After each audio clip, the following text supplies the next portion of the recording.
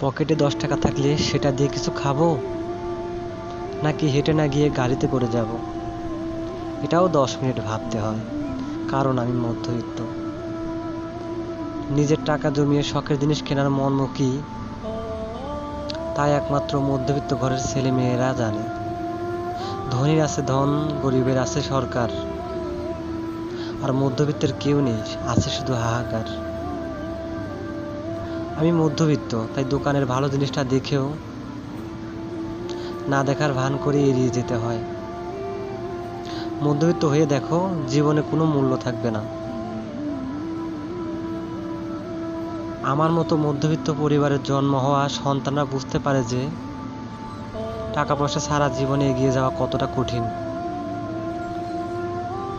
মধ্যবিত্ত ঘরের ছেলে মেয়েরাও চায় বাবা মায়ের আশাগুলো পূরণ করতে।